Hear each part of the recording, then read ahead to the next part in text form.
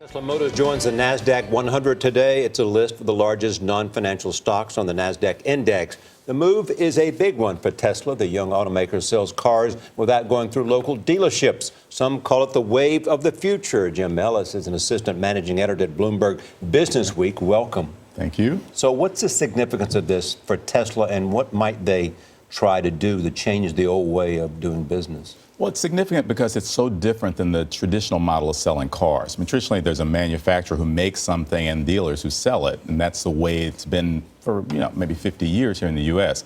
What's changed now is that Tesla says that they can sell direct. They want to be sort of like, imagine Amazon selling you a car. I mean, they have some stores, but they only have about 30, 35. And so you would actually bypass the dealer, and that has dealers very upset. Yeah, I mean, because there are laws in place that protect dealerships, right? Right. In most states, I mean, you can't sell direct. You can't bypass the dealers. Dealers are very sort of important and powerful, force in a lot of states. They're the guys with the little league teams. They're the guys that, can run a small town and keep legislators from actually letting you sell direct. So why is Tesla doing it differently? And will it work, do you think, for them on a mass scale? Well, it's different for them because they're more of a, more of a Silicon Valley model. I mean, they're making an electric car, but they're also saying we can get the best technology. We can bring it from all sorts of places. I mean, some of the battery components come from Japan. The frame is made in Great Britain.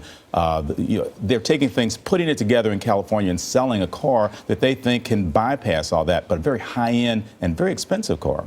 But the dealer network, they don't need a dealer network, and they can do this. Is there anything to stop them from doing it, though? That's what I want to understand. There's a lot of franchise laws that say you cannot sell direct, and you also cannot finance a car for a buyer. So they tried in Texas this past year to get that law changed. It never came up for a floor vote. That's a very tough nut to crack. Because of the power of the dealers. Right. The dealers don't want to change in the state legislatures. Now, there is an argument that can be made that dealers do serve a purpose. The dealers come up, they do buyer education, they help you with financing, they can also help you with service, which is a really big issue. So what's Tesla's answer to that? Tesla's answer is that they can handle a lot of the service, plus they'll have a higher quality, and that you basically just need to get out of the way and let sort of transformational, sort of things happen. But Tesla, that's what's great about these cars. They're not only rethinking the model of a car, an electric car, but they're also rethinking the way we buy cars in dealerships, which have so much power. Are they going to make it, Tesla? Yeah, they will definitely make it. The issue is whether they can make it to be a mainstream brand. I mean, right now, you're talking about a manufacturer that's only going to put out about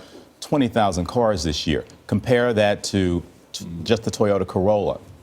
900,000 sold last year, or the Ford Focus. This car sells for about 90,000 when you add all this When you stuff add everything up, okay. yeah. Is anybody trying to do this, and I think this is an interesting question, with a small, less expensive car? I mean, can Tesla build a small, inexpensive car or someone else so that they can do the same thing? They're trying. I mean, they started out with something called the Tesla Roadster, which was almost double the price of the current car. This Model S comes in fully equipped for about 90. They're coming out with something called the Model X, which is going to be sort of an SUV, and it's going to hopefully be priced less than 60. Okay, but how about something 20?